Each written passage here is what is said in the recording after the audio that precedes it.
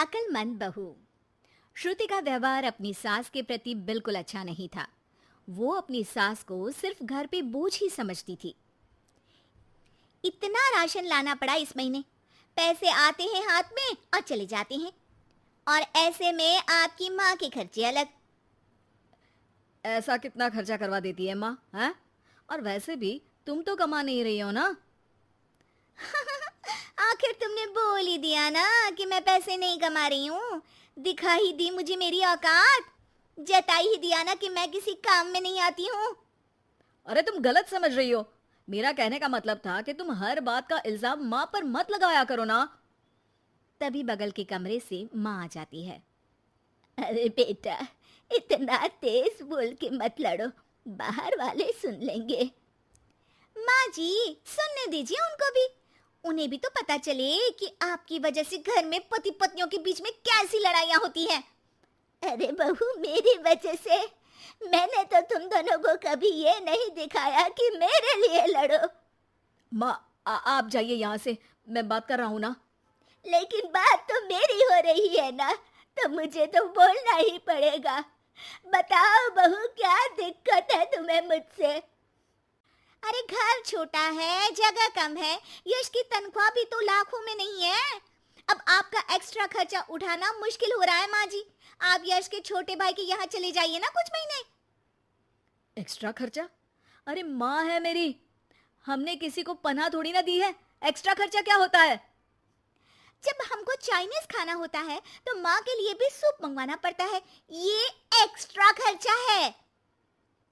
घर की ईएमआई के साथ माँ की दवाई की भी चिंता करनी पड़ती है, ये भी एक्स्ट्रा खर्चा है। माँ को रोज कोई ना कोई बीमारी होती रहती है। इसी डर से हम कार नहीं खरीद रहे कि हॉस्पिटल में पैसे लग गए तो कहाँ से आएंगे। और खाने पीने कपड़े इधर उधर के खर्चे तो जोड़ भी नहीं रही हूँ मैं। अरे ये सब तो मैंने यश के लिए भी किया है। मैंने तो ऐसे उंगलियों पे हिसाब नहीं रखा। लो, आपने भी जता दिया ना। अरे आप थोड़े दिन किसी रिश्तेदार के यहाँ क्यों नहीं चली जाती? खर्चा भी बचेगा और घर में शांति भी रहेगी। यश श्रुति की ये बात सुन के गुस्से से आग बबूला हो जाता है। चुप हो जाओ श्रुति, बहुत हो गया तुम्हारा।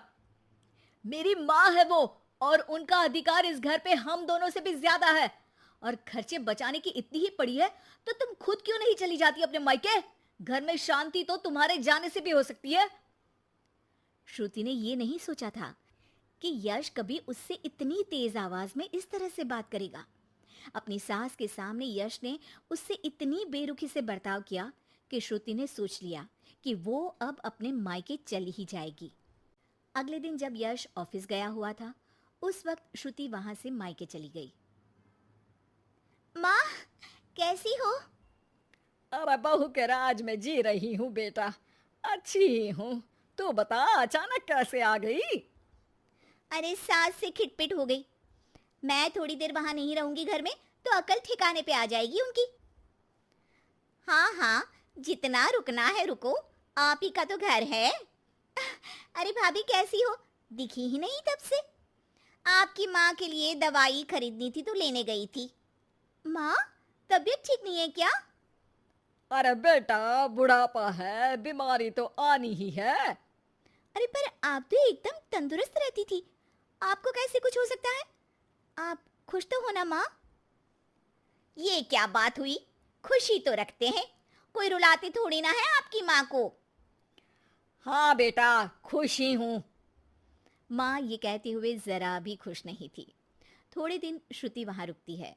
एक दिन जब वो अपने भाई के साथ बाहर से कुछ सामान लेकर कार में आ रही होती है, तभी भाई पूछता है, कब जाने का प्लान है? अरे भैया, अभी तो आई हूँ। हाँ हाँ, वो तेरी भाभी पूछ रही थी कि कब जाने वाली हो। मतलब जाने से पहले बता दोगी तो अच्छा रहेगा, हम तैयार रहेंगे। एकदम जाओगी तो बुरा लगेगा ना। हाँ भैया, बता दूंगी भैया। अच्छा, वैसे हुआ क्या था तुम्हारे और तुम्हारे पति के बीच? हमारे बीच कोई लड़ाई नहीं हुई थी भैया, वो तो सास की वजह से लड़ाई हुई इसलिए आना पड़ा। आप चिंता मत करिए, मैं जल्दी चली जाऊंगी। अरे नहीं नहीं, रुकना। अरे तू घर में है तो शांति भी रहती है। क्या मतलब? अरे मत पूछ श्रुति, आए दिन माँ और तेरी भाभी में नोक झोंक चलती ही रहती है। तेरी भाभी का कहना है कि माँ का खर्चा बहुत होता जा रहा है घर में। अब माँ की क्या गलती है? बीमारी किसी से पूछ के थोड़ी ना आती है। तेरे सामने वो कुछ नहीं बोल रही है, तेरे जाते ही माँ को ताने मारने लगेगी। और आप कुछ नहीं बोलते? मैं बोलूंगा तो मायके चली जाएगी गुस्से में। श्रुति ये जवाब सुन के चुप हो जाती है। उसे एहसास होता है जैसे ये उसकी भाभी की नहीं, उसी की बात हो रही है। पर भैया, आपकी तो इतनी अच्छी जॉब है, पैसों की कोई दिक्कत नहीं है, फिर भाभी को क्या दिक्कत है? अरे किसी को पालने के लिए मन में प्यार होना चाहिए श्रुति। जेब का पैसा भी जरूरी होता है, लेकिन नियत हो तो कम में भी खुश रहा जा सकता है। श्रुति उसके बाद कोई सवाल नहीं करती है और जाके सीधे अपने भाभी से कहती है, भाभी, आप माँ को अच्छे से नहीं रखती हो। भैया इतना कमाते हैं, फिर भी आप माँ को सिर्फ इसलिए ताने मारती हो क्योंकि उनकी बीमारी के कारण घर से पैसा जाता है। आपको मेरी माँ से लड़ना नहीं चाहिए भाभी। अच्छा, तुम इतनी समझदार हो तो अपनी सास से क्यों लड़के आई हो? श्रुति की आंखों के सामने वो सारे पल आ जाते हैं जब जब उसने अपनी सास को परेशान किया। वो उसी वक्त अपना सामान पैक करती है और जाने लगती है। अरे तू तो रुकने वाली थी ना श्रुति? जाना पड़ेगा, सासू माँ बीमार रहती है, उनका ध्यान रखूंगी माँ। अरे पर तू तो उनसे लड़के आई है ना? माँ, मैं ये सोच के आई थी कि मेरे बिना उनकी अकल ठिकाने आ जाएगी पर मेरी ही अकल ठिकाने आ गई। और मैं अपनी सास का ध्यान रखूंगी तभी तो अपनी भाभी को ये बोल पाऊंगी कि वो भी अपनी सास का ध्यान रखा करे। श्रुति को कोई नहीं रोकता, वो वापस अपनी सास के पास चली जाती है। अब श्रुति और उसकी सास कम चीज़ों में ही ज्यादा खुशी के साथ रहने लगते हैं। हेलो दोस्तों, ऐसी अच्छी अच्छी वीडियो देखने के लिए हमारे चैनल को लाइक और सब्सक्राइब करें।